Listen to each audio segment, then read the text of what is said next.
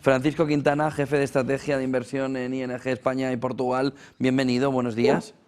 Hola, buenos días, José Antonio, ¿qué tal? ¿Crees que le relaja al mercado el nombre de Kevin Wars al lado de los otros nombres que se estaban barajando? ¿Es una apuesta mejor, más tranquila para el mercado? Sin duda, en términos relativos, es el mejor candidato entre los que se habían estado barajando últimamente. Tiene quizás la particularidad, el punto negativo de que es un poco difícil de leer. Viene con un currículum un poco extraño en términos de posicionamiento, de visión de política monetaria.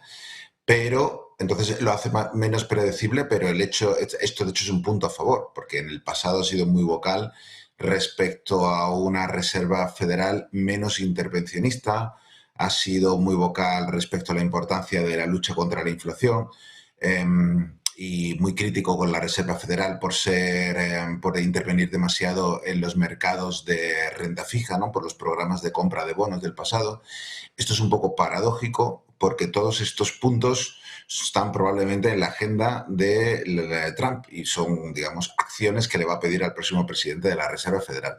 Entonces, no sé muy bien, nadie sabe muy bien cómo han tenido que ser esas negociaciones para que entre candidatos que sobre el papel iban a ser mucho más sumisos a la voluntad de Trump, al final se haya impuesto Walsh, pero el mercado lo está recibiendo como una buena noticia, como una dosis de ortodoxia y, si no independencia de la Reserva Federal, al menos alguien que entiende la necesidad, o sea, el argumento contrario al que Trump está poniendo encima de la mesa, ¿no? Trump quiere una Reserva Federal dócil y en este punto en concreto, que es y probablemente a lo largo de toda su presidencia, que inyecte dinero a precios muy bajos en la economía sin preocuparse demasiado por la inflación.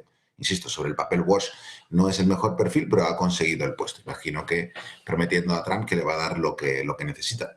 Por supuesto, luego tenemos el hecho de que una vez que llegue Walsh está protegido y puede pasar un poco como Powell, que recordemos también fue elegido por Trump.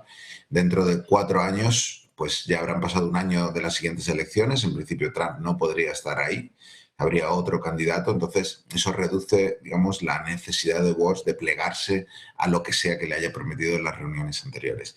El mercado está viendo todo esto como una reducción importante del riesgo vinculado a la Reserva Federal. Y por eso hemos visto estos movimientos tan bruscos en los mercados, ¿no? La semana, digamos, ha empezado de una manera y en el último par de días hemos visto cómo se refuerza el dólar, es decir, gana ante la posibilidad de que la Reserva Federal mantenga una política monetaria más ortodoxa, más neutra, pues de repente el dólar vuelve a ganar atractivo como refugio. Recordemos que hay centenares de miles de millones de dólares dando vueltas por el mundo buscando refugios y donde meterse unas horas hasta que llegue la próxima transacción.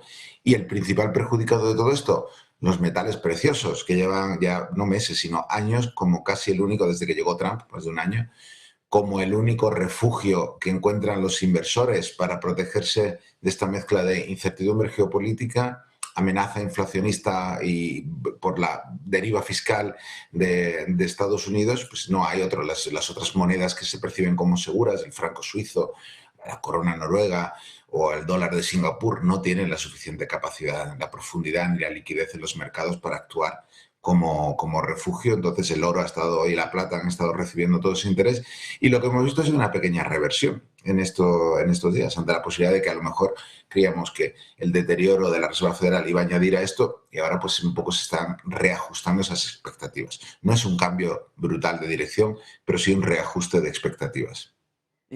¿Crees que el debate debería empezar a centrarse más que en la bajada de tipos de interés y en los tipos de interés al balance, esos 6,6 billones de dólares de la Reserva Federal? ¿Crees que ahí Wars puede tener una manera de verlo que además abra la puerta a la bajada de tipos de interés?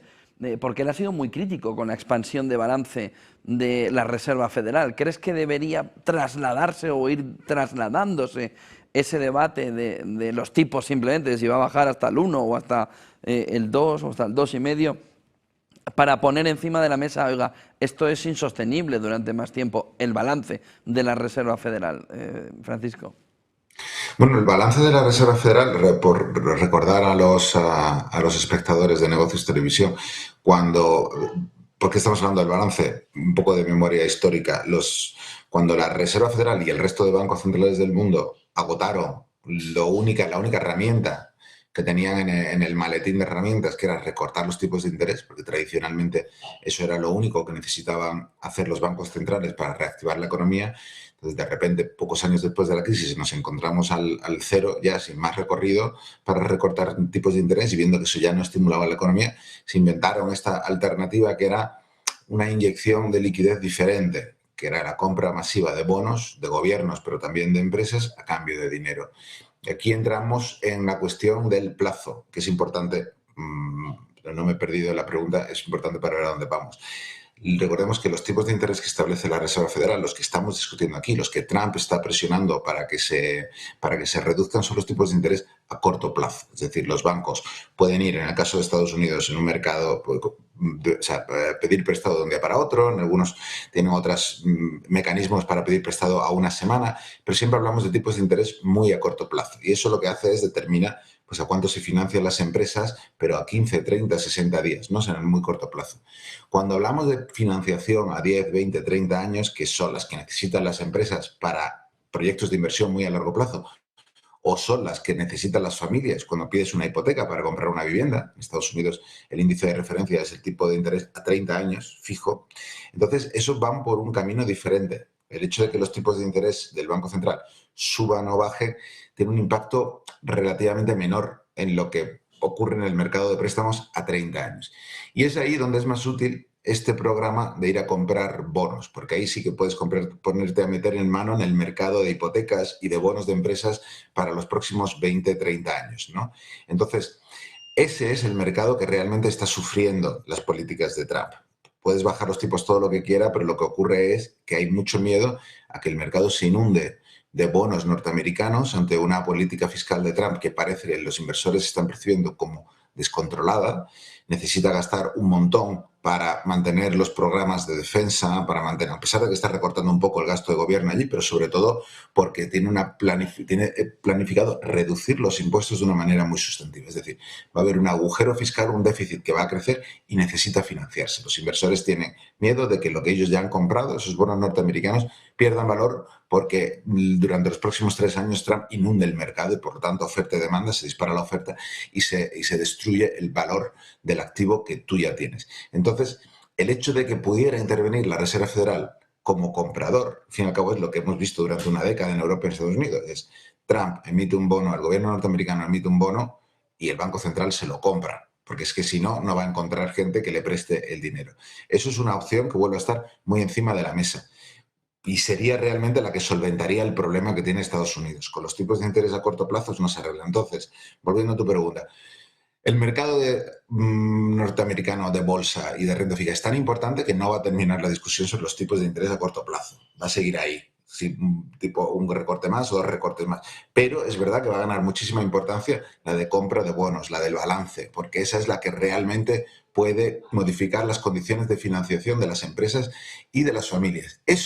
Para que eso ocurriera, supondría que Kevin Warsh, el nuevo gobernador de la Reserva Federal, tiene que hacer exactamente lo contrario de lo que había dicho que había que hacer cuando estaba en la Reserva Federal hace unos años. Pero, honestamente, no creo que eso sea ningún problema. El mayor riesgo o ventaja, como se mide, de la nueva Reserva Federal comparada con las anteriores es que la gente que está entrando y que Trump está metiendo son gente mucho más sensible a las condiciones de mercado. A Trump le preocupa lo que haga la bolsa. Entonces, mientras un economista tradicional puede estar mirando a 2, 3 años vista e ignorando el hecho de que la bolsa caiga o suba las últimas 2 semanas, la nueva hornada de miembros, de gobernadores de la Reserva Federal va a estar mucho más pendiente de lo que está pasando en la bolsa. Eso significa una Reserva Federal más reactiva. Cuando a lo mejor iban a necesitar en el pasado 4, 5, 6 meses de datos de inflación antes de tomar la decisión de que hay que subir o bajar los tipos, ahora quizás con un par de meses ya vemos a una Reserva Federal que se mueve, que está más dispuesta a cambiar de dirección, quizás a pegar más bandazos si tienen mala suerte. La lectura positiva es mucho más reactiva, mucho más dispuesta a apagar un fuego cuando hay un incendio. Esto le añade volatilidad a la Reserva Federal, pero probablemente tengamos una Reserva Federal más amiga de los mercados financieros. Y por aquí van los tiros. Y volviendo a tu pregunta, sí, es posible que veamos más atención en el balance de la Reserva Federal a partir de ahora.